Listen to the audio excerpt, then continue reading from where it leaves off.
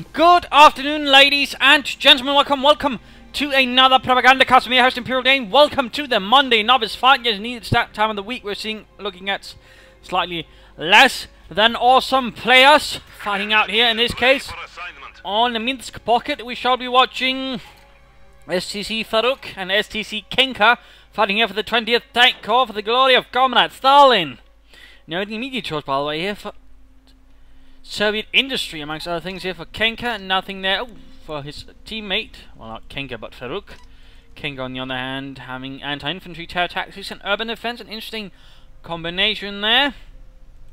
We have more fighting them shall be Corsin and Karziel.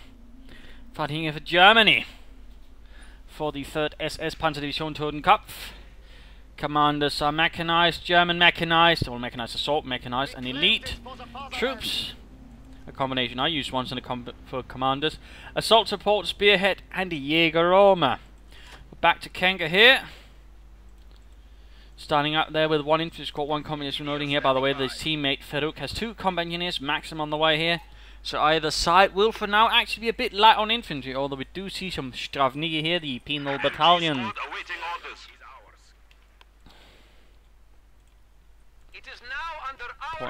Troops moving across there. Grenadiers, and pioneers.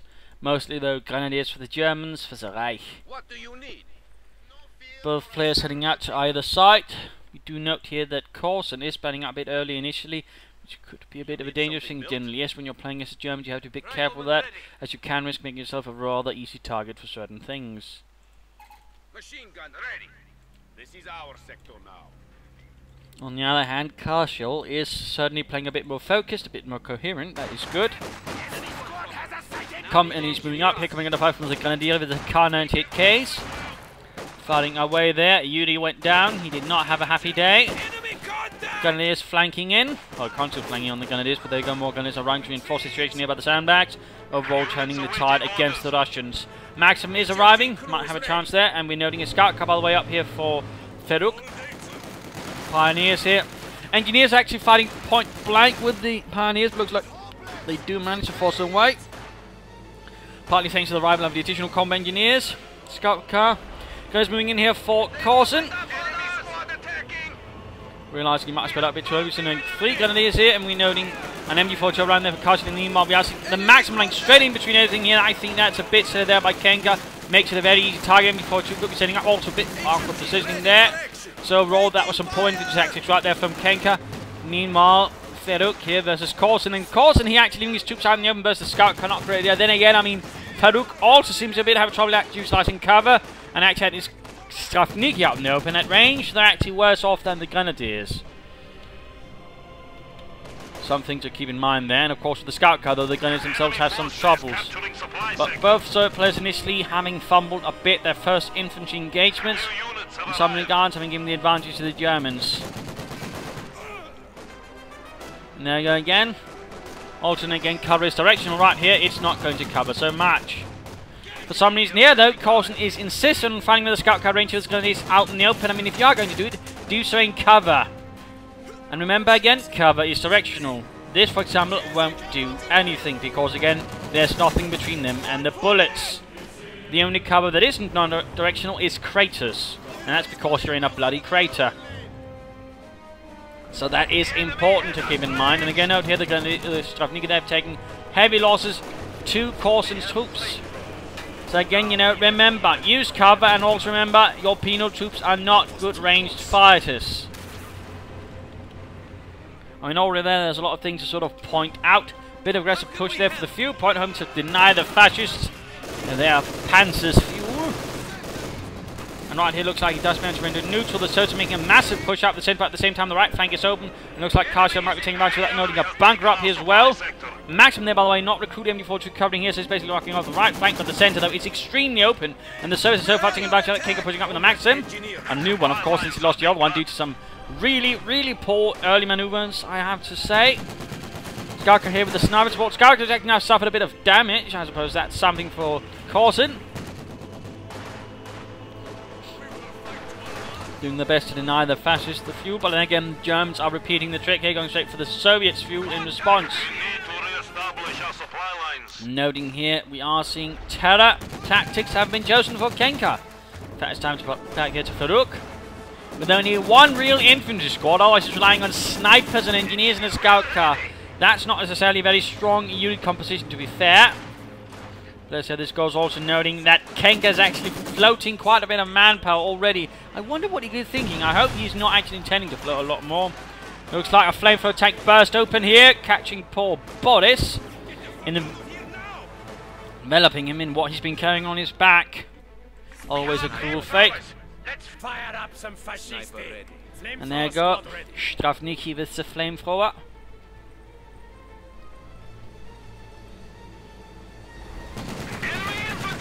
Grenadiers going up and taking a direct sniper shot there to the face.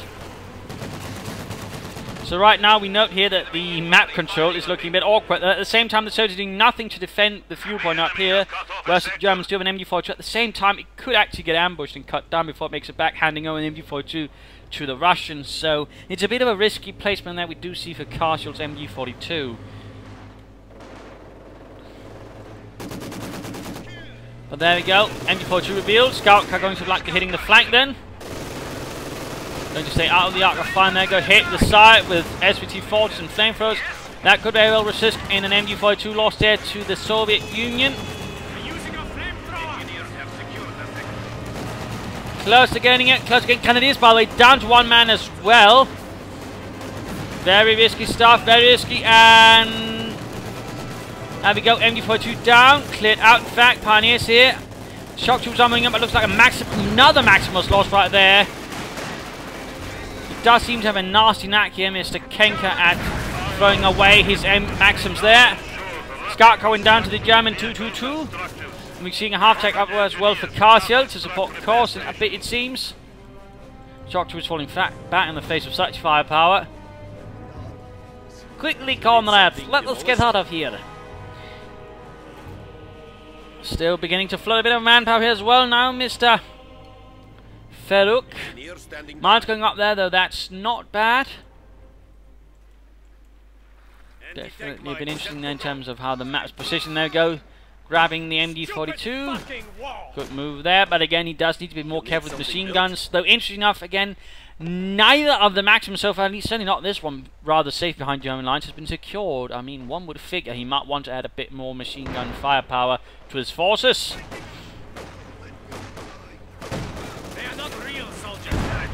That was a bit risky there as well, just marching across. I do see some field guns arriving there.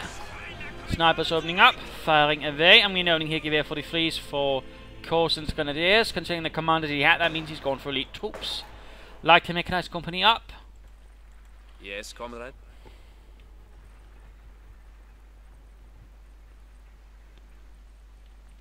Snipers merrily sniping away, or at least attempting to. There you go, Grenadiers going to have to pull back. Troops here hanging about. Both sides are in fact getting rather passive, and we're noting here that right after finishing Light Mechanized Company, move straight on to the support armor corps. I mean, why did you build the Light Mechanized Company if you're just going to move straight on? Corsin, that makes no bloody sense. More mines going up though, that's grand, that is grand, that is good. God, Kevin, needs to be careful again, he should know there's a... Nope, never mind, he pulled the field gun far away. How can I help?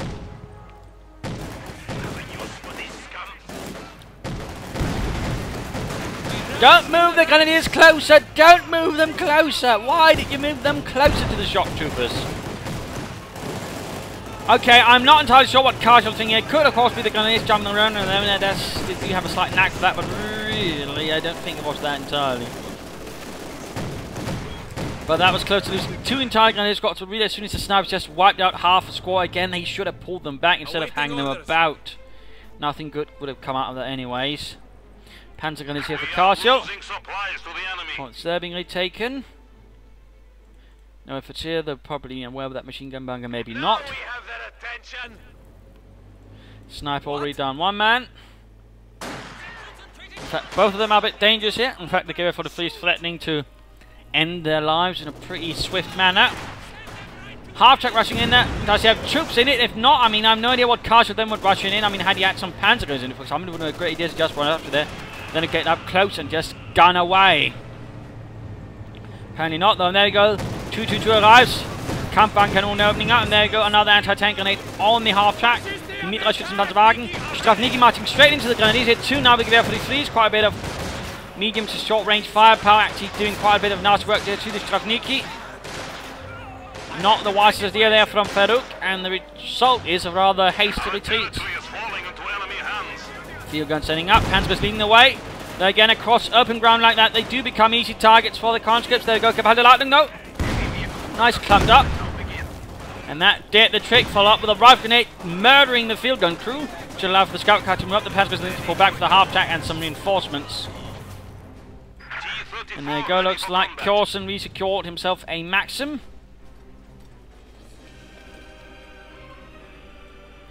Another one could be secured here for the glory of Germany. And he needs to be careful because he risks rather running into something nice in his retreat path here. If he's not careful and losing a squad. Careful, Kenker, but time to have a look here in the Germans at Corsin. Indeed has gone for elite troop, but isn't really using it. And there we go. Panzer 4 on the way, but again it rather begs the question, why the light mechanized company? Ooh, going to take a few nasty hits there from the T-34. Feruk, though, having plenty of manpower, he should definitely consider getting some more infantry soon. With the T-34 and snipers, ooh, kind of squat down. Troops need to retreat. Come on, Kenker. Come on, Feruk. Too slow here. Results in a victory for Germany and a wiped out.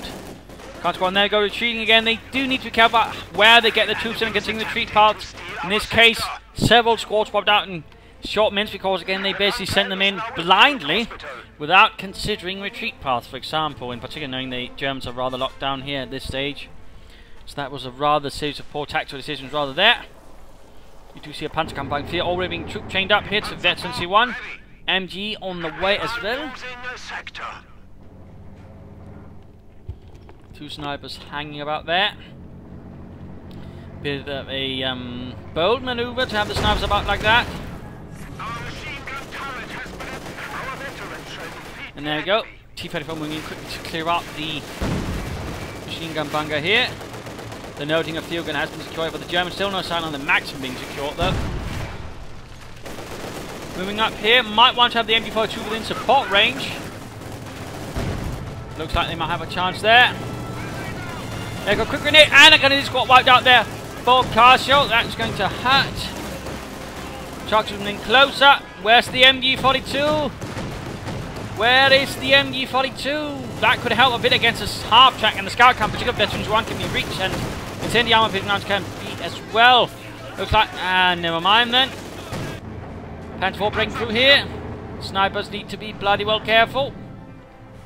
Looks like the T-34 is stopping back. Oh, snipers might go down here, Scheiße. Well, it's Scheiße for the Russians, less so for the Germans. Noting a fuel cache up, that might not be a bad idea. Hit a mine there, engine damage. T-34 rolling in. Panzer 4 ready. By the way, and yes, there are in fact veterancy bonuses for the Stug and the Panzer 4. That would also get them a bit more, I think, out of the veterancy bonuses. And that Panzer 4 is in fact extremely close now to veterancy 2. Another T-34 arriving, but I think the T-34 here should consider moving away now. A bit too late now, in fact it might be. Second T-34 arrives. Trying to pull up behind him, not a bad idea, but a bit too late, a bit too late. Should have tried moving beyond the range that way, in fact. Looks like the Panzer 4 might escape. T-34 wants to go up before it gets Panzer Fausted and caught in front here with the veteran 2 Panzer 4. Strafniki, they do arrive here for Feruk. Putting a bit of harm here to Corsin's Grenadiers, sending them packing. As the force here climbed up. And we're also noting here there's a rather low unit count for Kenker because he keeps on losing quite a few troops. And we're noting here he's actually using his doctrine ability. He's actually laying down regal mines. That's rare. To be fair. But I can't help but feel that both sides are getting a bit passive now, not really attacking as much, not trying to explore their opponent's defensive side, and that's really another thing, you know, a lot of novices tend to do. They tend to be a bit passive at certain stages, not trying to explore, at least with a single unit here and there.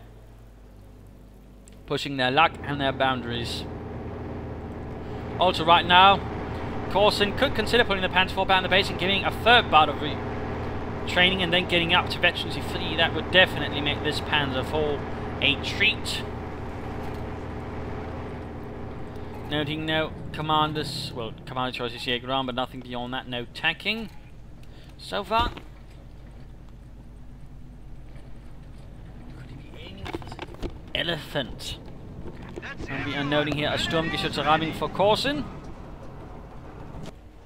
And a bit of training up for it, bunker up here. Again, rather passive German players as well, they're just taking the points they feel like they need, and then that's it, it would seem.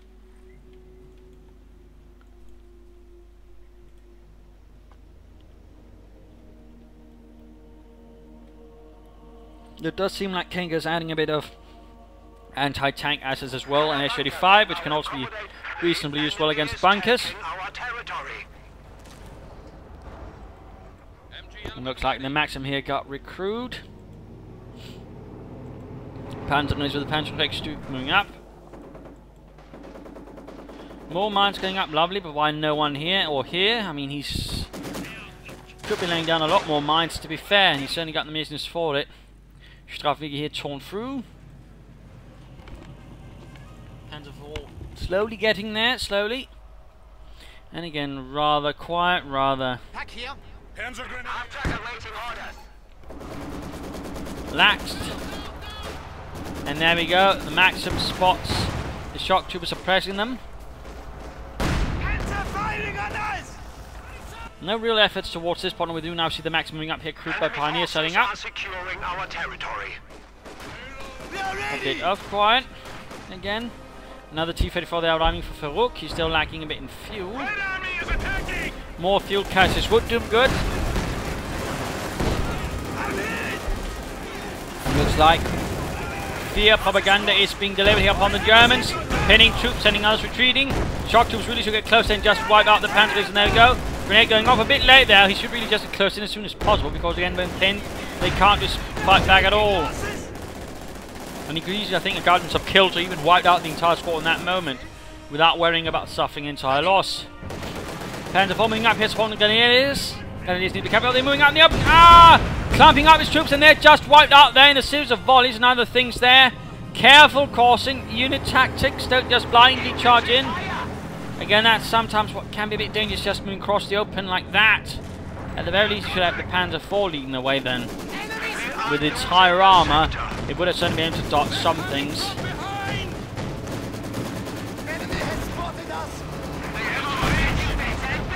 S-35 there, close to getting the Panzerwagen. They need to be careful though, needs to be careful. Legal anti-tank mount, and there you go, Flampanzerwagen kaput, but we do have the field gun hanging about there. Die Feldkanone.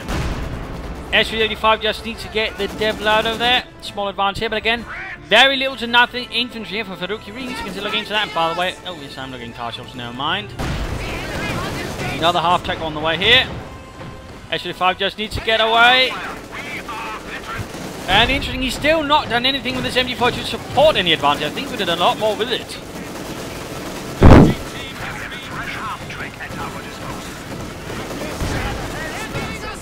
Grenades going off.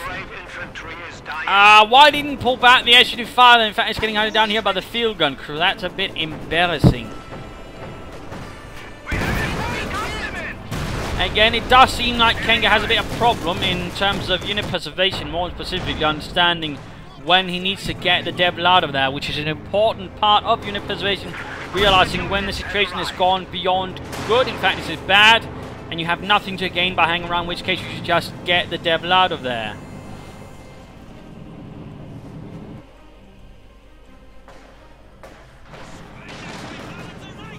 Combat engines getting caught here, lots of gear for the fleets for Corsin swooping. Snipers are doing what they can, bit risky.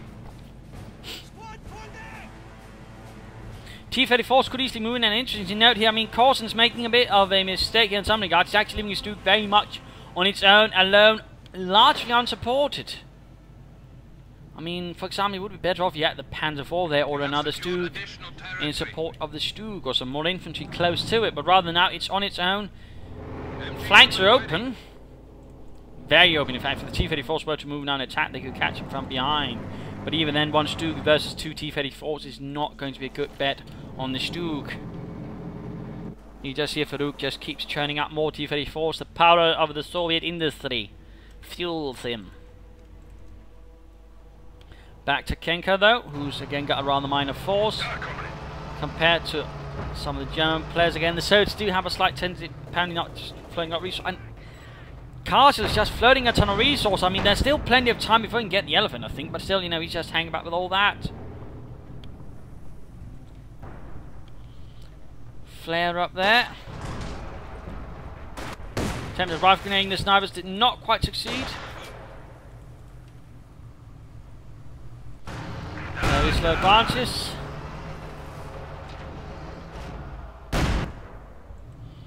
T-34s could still push up here quite excellently.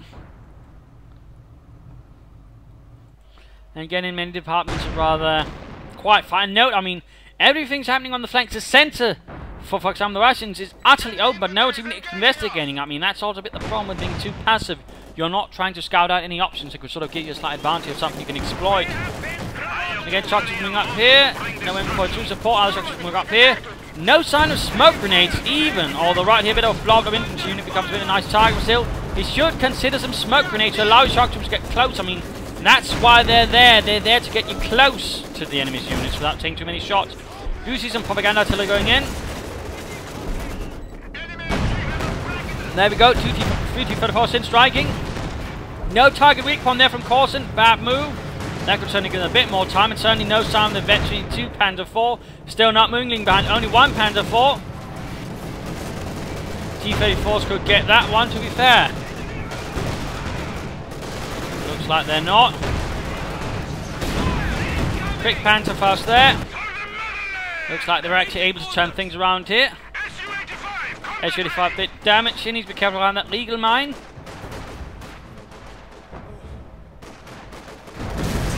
And now actually losing here to the Veteran 2 and the non-Veteran Panzer IV.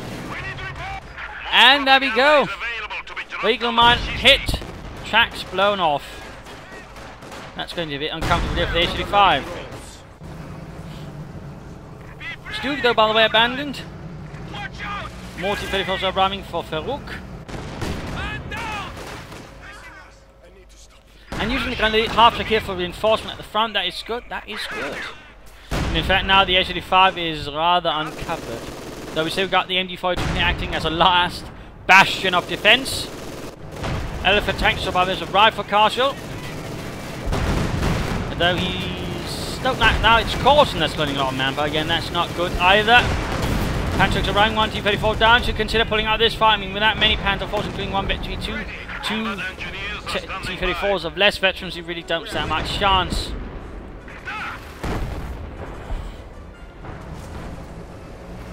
Though I'm sure the elephant tanks might also have the same things. And there we go.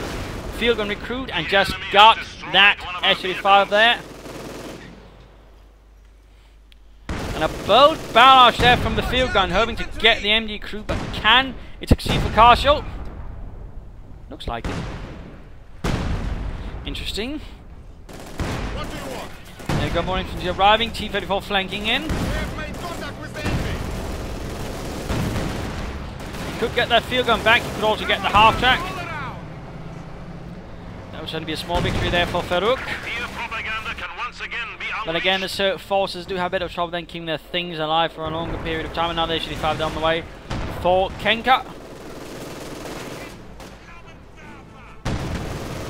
Teams would need to go away, T-34 also needs to go away. Looks like though he got the scout car as well. Oh wait, no, that made it back to the base, so never mind.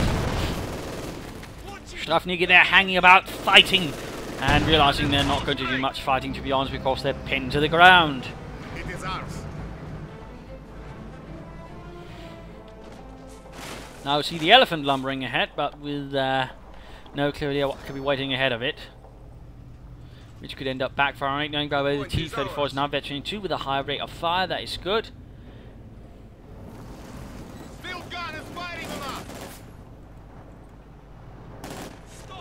Karziel sneaking back with a Pack 40, apparently have been sending forward to the front. Perhaps not entirely well thought out. And another half check here for Karziel. He seems fond of his Mittlerer Schützenpanzerwagen. More armor for Feruk. Stug being repaired. Glorious. We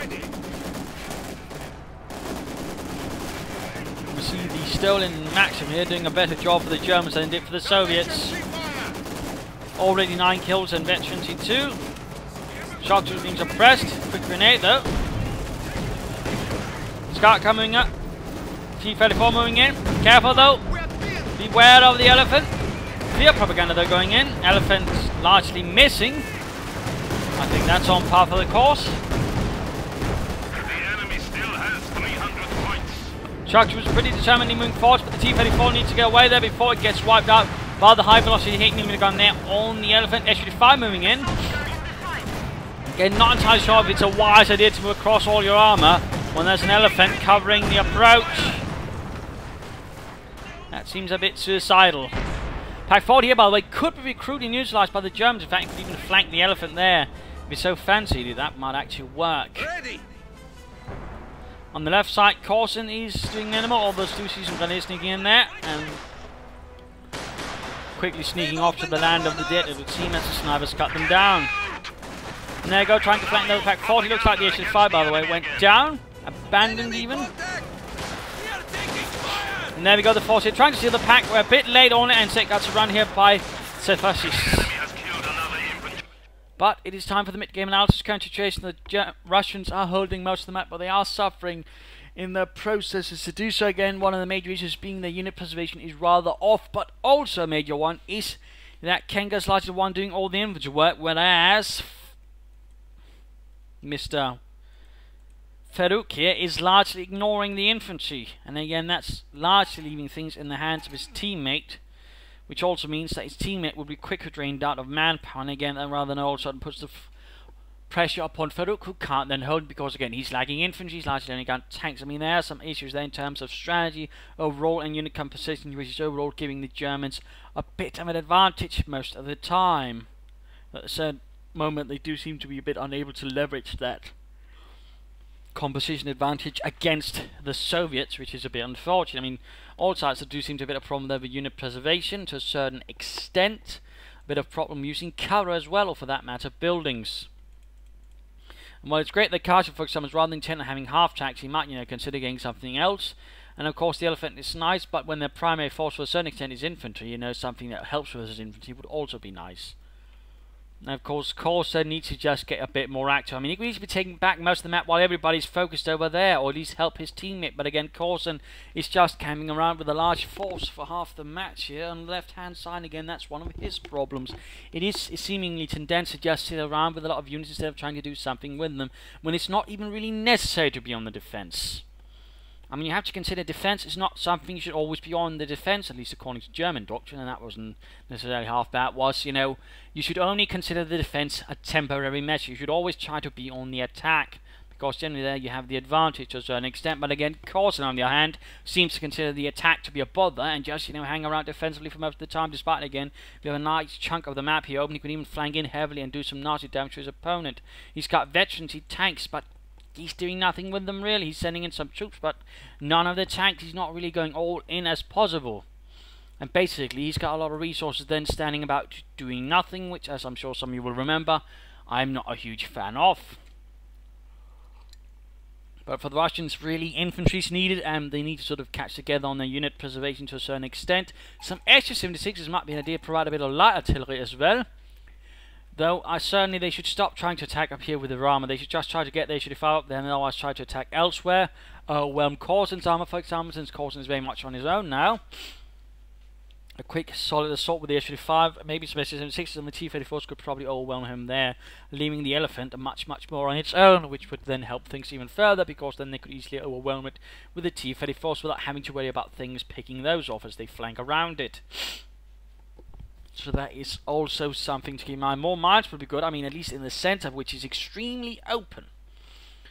Otherwise, and again, for Germans, need to work a bit better together to be fair, and Corsin needs to get a lot more bloody active. He's much too passive. Also, for the Soviets, I mean, considering he's gone for Soviet industry, a few more fuel caches might be an idea to sort of better take advantage of the commander. But over to Feruk here, who's close there. In fact, he can call in a KB2 if he fancies, though again, fuel caches would help. But we do see some more. Could in fact be aiming for the KB2. Troops being forced away, rifle grenades going in, snipers sniping. Elephant slowly crawling ahead.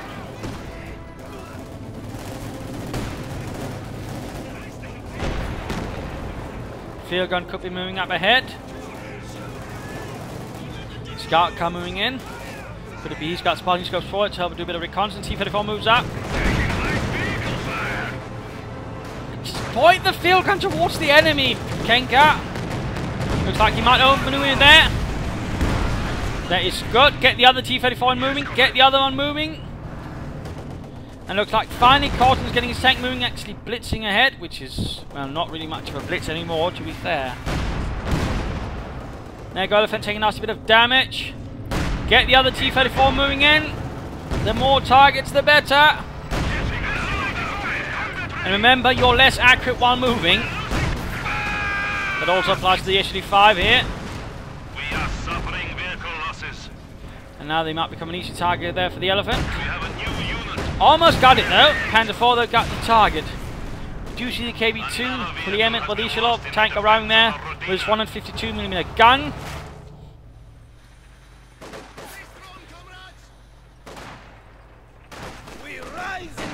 So that SUD-5 tragically did not manage much more. Then again, we see a large part of Corsin's troops doing nothing against the veteran Panzer IV doing largely nothing in particular. Grenade! Now the question is how will this KB2 be used? We do see another SUD-5 here for Kenker.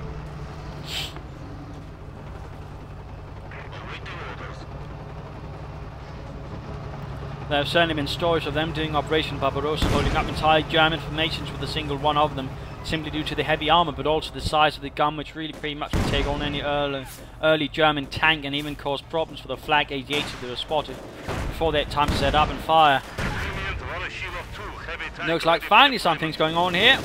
A large assault towards the fuel point. The Germans weren't quite ready for that, at least Corsin wasn't. He was getting a bit lax. But still lacking rather heavily in anti-tank support. Why didn't he move up the SUD-5 there? KB2 moving up. Conscripts getting massacred here. Propaganda war again on the conscripts there, but still, don't ignore the Panzer IV. We're seeing actually the KB2 setting up here, a bit of an exposed position. Dangerous there, Feruk. Shot fire there, failed to penetrate, it seems. Minor advance going on here, finally on the left flank. So it took Corsin long enough. There you go, KB2 firing. We also see the Elephant moving up, KB2 is exposed. MD there almost wiped out, but the KB2 needs to get away.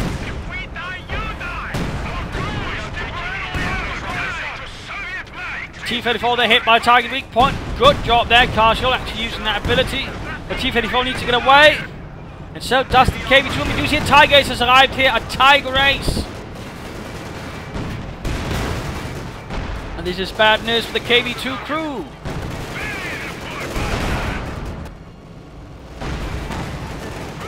And looks like SUD-5 here flanking, needs to get away again. SUD-5 much too late trying to arrive in support here. Only arriving once all the infantry is away and is rather open. Also seems a bit slow to actually get it away when it's needed.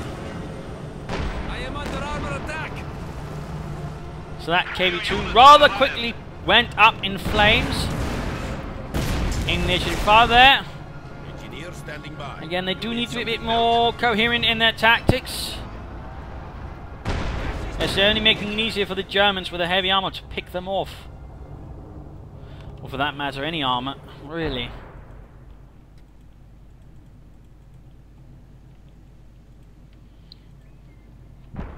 Maximus too could easily stand to be up close to the front line. In fact, they could easily cover this spot, which would allow the Panzer IV and the Panzer to be elsewhere. There's some mines for Corsin, would also be a good idea. I mean, clear out some of those bloody mines.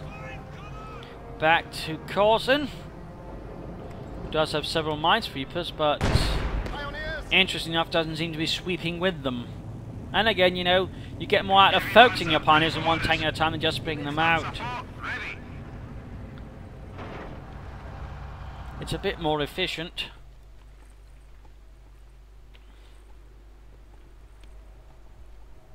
We have casualties! Behind! Panzer here getting almost wiped out.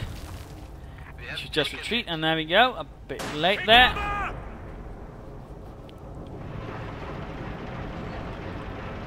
Elephant continues to rumble forwards. Just going to speed this up a bit. Corsin finally seems to be getting a bit more aggressive. There goes Scott right out. Do not underestimate the power of the Tiger Ace towards units out in the open. The ace is lethal. Causing quite a bit of harm there. Almost wiping up the shock troopers. Rather late there for him to actually pull out over there. He really should have done that a lot sooner once he realised he was getting bombarded there by the ace.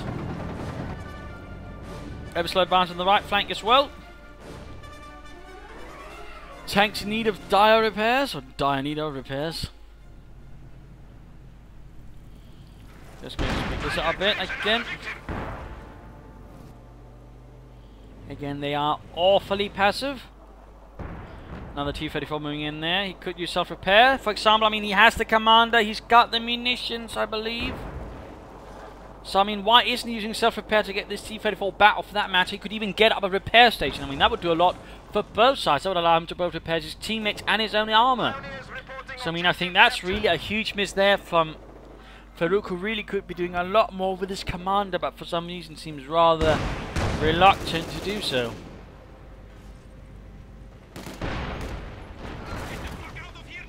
In particular, since it's not something that only costs munitions. And again, gets you a lot of repairs out of that without having to manage them. So why he isn't getting that up is rather particularly odd.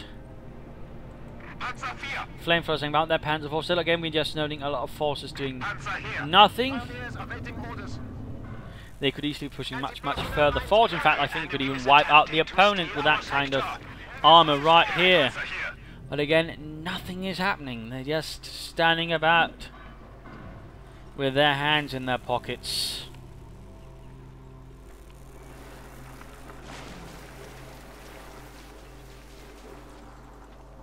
Looks like something finally might be happening here. Feruk lining up for an armoured assault of some kind. By the way, this T-34 extremely close to Veteran 3. Fourth one arriving. Sniper sniping away there. Looks like an attempt setting up bunker to cover that victory point. Good thinking. Nothing here, though we got the Tiger Ace and the Elephant. Looks like the entire armoured force is on the move here. Hoorah! And what shall they do, comrades? What shall they do? It's done.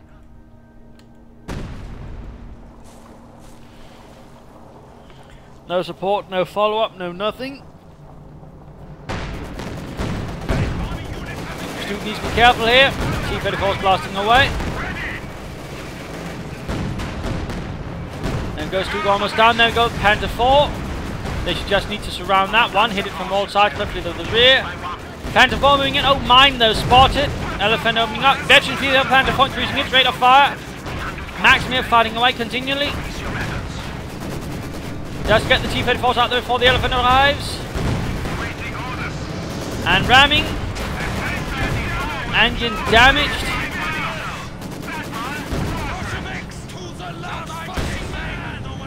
Smoke went up. Maxim went down.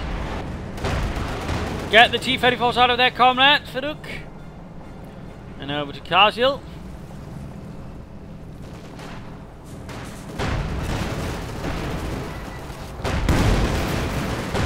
And there we go, quick volley there from the field guns, wiped out the Veterinary 2 Panzerval. That's rather unfortunate.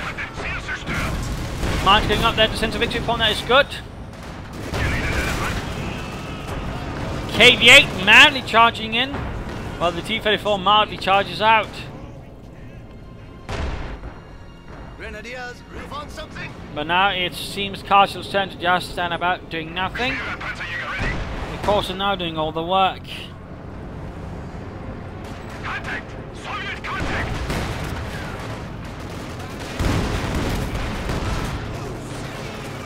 Noting, by the way, 3 field guns.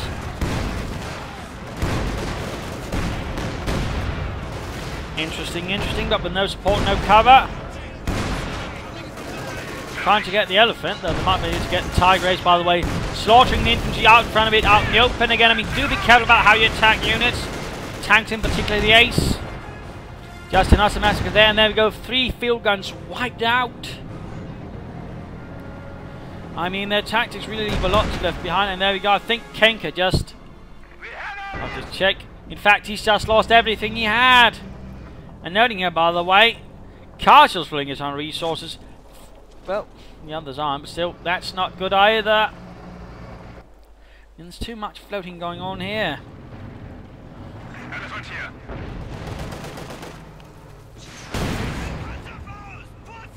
We fight bravely. Well, he's also teched up, but he's doing nothing with it. I mean, that's also another odd one. I mean, why take up if you're not going to use it? Just like, why did he build that if he's not going to use that? Excessively, well, he got some panzer still. Now it's getting a second elephant. So, I mean, there's clearly something not quite adding up there in terms of tactics and strategy, unfortunately.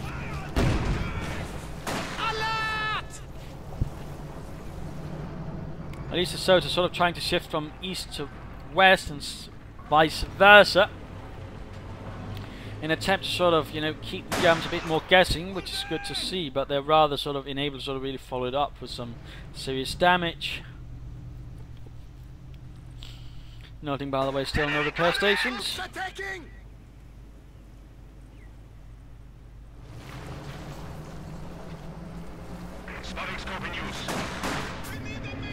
Another set of spotting scopes.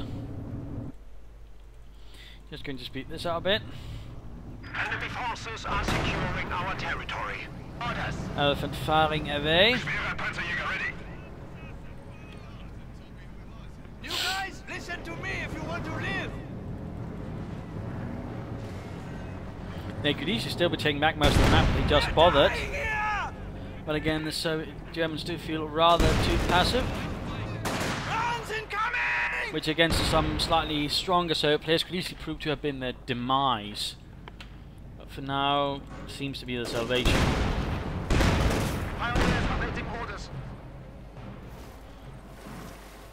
Another quartet there at T-34's assembled. 2 H-85s for Kenker. Will they be pushing for a larger assault here? Maybe support it? No mind. Mines up there, cancelled. Getting flares up in front. Elephant reaching veteran T3.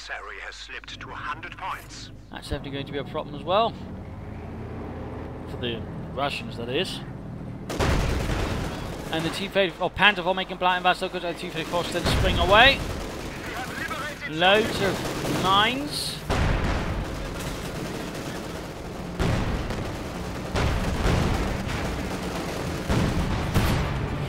Mine going off, the pioneers need to be careful.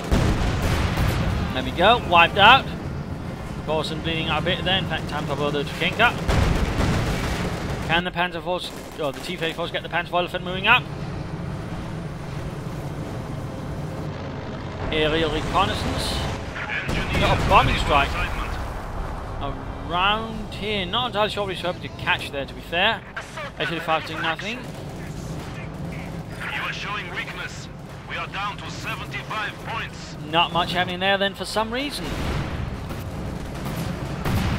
And the T-34's just barging their way through the entire minefield. Steamrolling their way here, killing out all the Panthers. Not entirely sure why Corsin moved his Panzer gunners straight into all these shock troops. I mean, with a Panzer 6 like that, I mean, they're not going to win. So that was a pretty bizarre move, in fact, from him, and rather wasted a lot of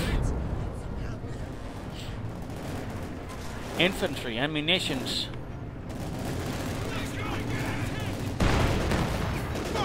Shock troopers quickly though coming within the range of the Tiger Race. Who proceeds to space, dispatch them with haste. Victory is far from our grasp. Has been lost. We have only 50 points remaining. T-34s are coming under fire. Could be seeing a last final ditch assault. Nope, one T-34 read down here. Field guns initially fires flanking. But the T-34s really should have gone ahead there. Apparently there's no communication here between the two Soviet players. Otherwise I think they could have coordinated this. So the others could have charged in while these kept charging in from a distance. Instead, now the H-35s are down. The field guns are still there sort of. And now the T-34 is charging in. That's not really very solidly coordinated. And only makes things easier for the Germans. Quick ramming, getting the engine. But again, remember, ramming now only has a chance of getting either or.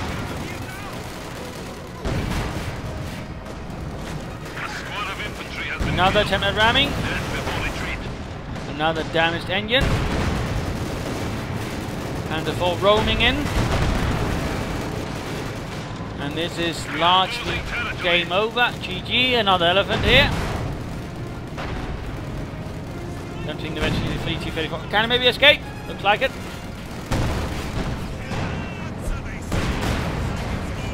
T-34 abandoned and kaput. Another bit of fear propaganda. 10 more T-34s, and looks like that was GG. Game over. And that was that Monday novice fight.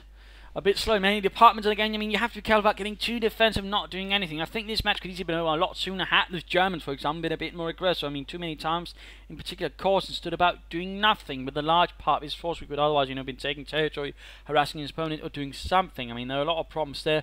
Unit preservation, using cover was a larger issue as well. Again, you know, remember to use cover, and remember to just pull back your troops if it's rather looking like they will not gain anything with it and just lose a lot of men. I mean, in that case, you know, just pull them back, no point there. That was a problem. Also, perhaps not the best commander usage here by the two Soviets. And again, I mean, for Kenker, the really main issue was unit preservation. I mean, several stages he had nothing left.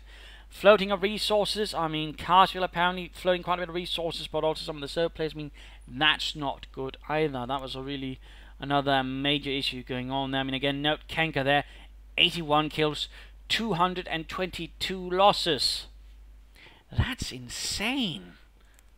So, I mean, there were really some problems there, I would have to say, for particularly so the Germans certainly also had some problems. Again, had they faced a more aggressive, more coherent Soviet players, they would probably have lost again due to their passiveness, their like tendency for spreading out troops and such. I mean, there were really some problems there as well. And certainly just playing for elephant, and again also the way they set up structures. I mean, like to make an comedy and then not use them, for example, just taking up without doing anything with it. That was rather problematic. So, there you go. I hope you enjoyed this match. I hope you learned something from it. That is rather the primary purpose of the Monday Noise fight. If you did want to subscribe, tell your friends, share it with everyone. If not, you know, send in a replay and provide some feedback in the comments. This is Imperial Dane saying cheers.